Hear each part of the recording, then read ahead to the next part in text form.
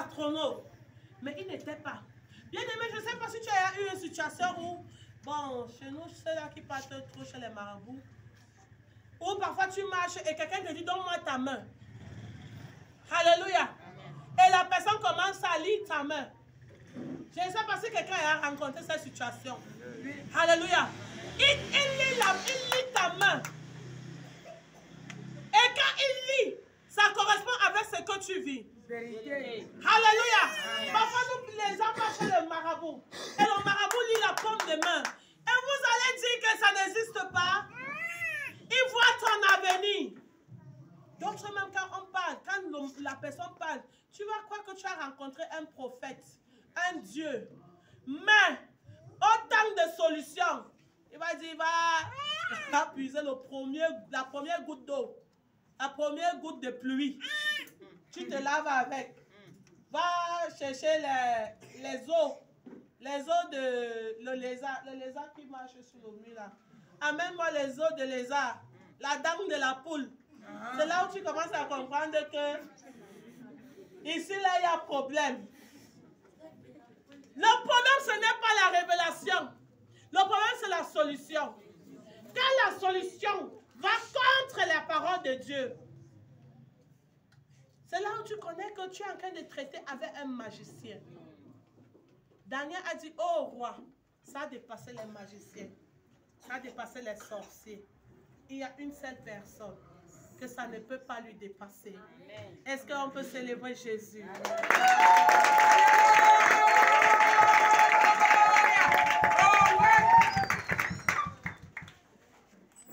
Bien aimé, il y a certaines personnes qui viennent à l'église. Ils sont à l'église. Ils sont dans le monde. D'autres même disent que je n'ai pas à l'église. Je n'ai pas chez le marabout. Non, moi je suis nulle part. La Bible dit, si tu n'es ni chaud, ni froid, si tu dis que tu es tiède, non, il n'y a pas de tiède. Tu dois appartenir à un camp. Soit tu es chaud, tu bouillonnes, soit tu es complètement froid. Tu dois appartenir quelque part. Sinon, le diable va te... Puisque tu n'appartiens même pas au diable, il va te protéger par rapport à quoi? Tu n'appartiens pas à Dieu. Alors, tu es comme le ballon. Vous savez, pendant qu'on regardait le match, la Coupe du Monde, et un jour j'ai dit à papa, l'équipe s'il va gagner. Papa dit non, notre équipe va gagner. Après, j'ai dit à papa que tu vois comment le ballon là est rond. Ça ne connaît personne. Ce n'est l'ami de personne. Elle est ronde. Le pied qui touche, ça part. Donc si tu deviens comme le ballon, le pied qui te touche, ça passe. Enfant de Dieu, revenons. Je vais vous amener. Il y a une histoire qui m'a plu pendant que je lisais cela à 3 heures. J'ai éclaté de rire et j'ai oublié que c'était la nuit. Actes chapitre 19, le verset 11. Tu sais, chaque fois que tu lis la parole de Dieu, c'est comme si tu trouvais une nouvelle chose. Amen. Amen. Si tu lis la parole de Dieu, un verset 10 fois, les 10 fois tu as 10 révélations. Amen. Actes chapitre 19, verset 11 à 16. Actes chapitre 19, à partir du verset 11, il est écrit: Et Dieu faisait des miracles extraordinaires par les mains de Paul, au point qu'on appliquait sur les malades des linges ou des mouchoirs qui avaient touché son corps. Et les malades, et la maladie les quittait, et les esprits malins sortaient. Verset 13. Quelques exécuteurs, les exorcistes juifs. Les exorcistes juifs. Quelques exorcistes juifs. Les juifs sont les qui? Les enfants de Dieu. Mais ceux-là étaient les enfants de Dieu, les exorcistes. Ça commence à être intéressant, vas-y.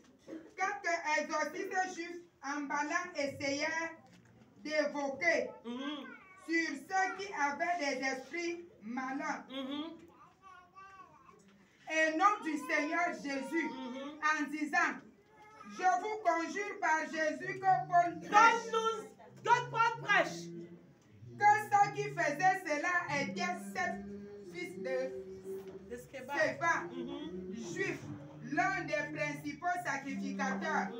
L'esprit malin leur répondit, je connais Jésus et je sais qui est Paul, mais vous, qui êtes-vous? Verset 16. Et l'homme dans lequel était l'esprit malin, s'élançant sur eux, se rendit maître de tous eux et les maltraitait de telle sorte qu'ils s'enfuirent de cette maison nus et blessés. Est-ce qu'on peut attendre la parole de Dieu? Alléluia! La Bible dit, il y avait des Juifs, mais ils étaient quoi? Les exorcistes. Ça veut dire qu'ils étaient dans la maison de Dieu, mais ils ne pratiquaient pas la parole de Dieu. Ils utilisaient les choses de Dieu pour leur propre intérêt, pour leur fin. Bien-aimés, attention.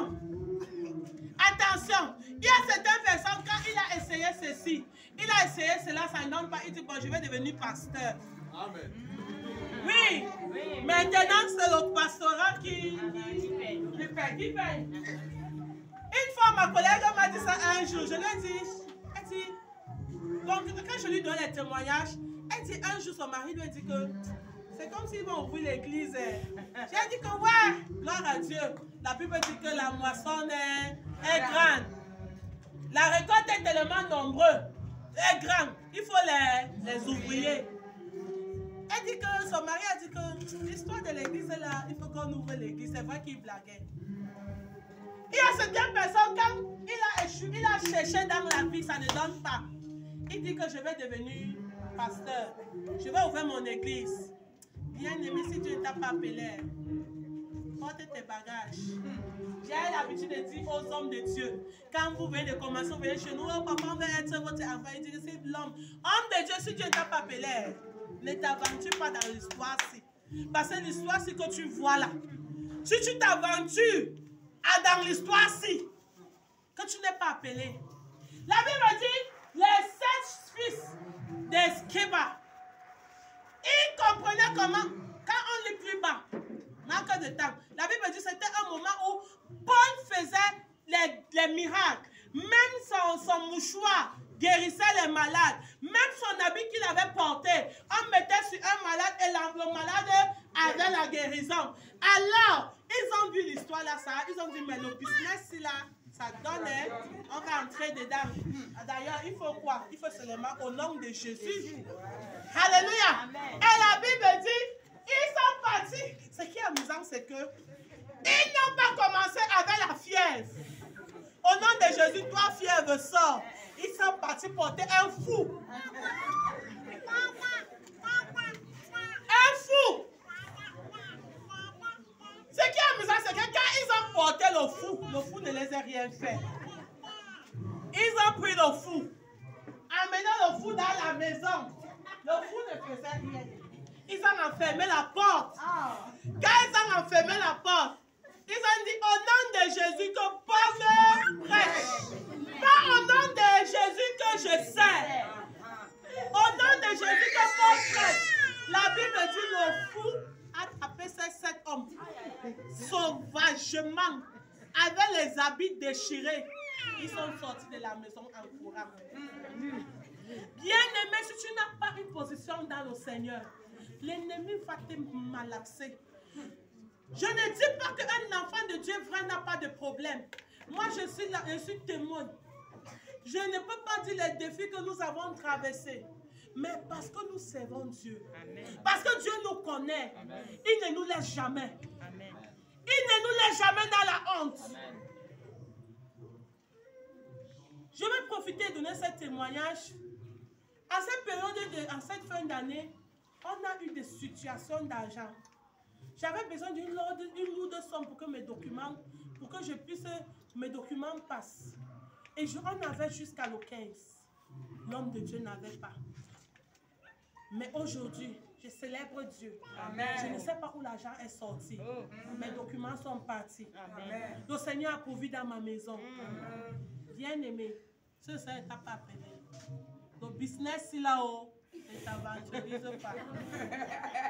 Oui. Amen. Parce que les gens disent souvent que les hommes de Dieu sont les paresseux.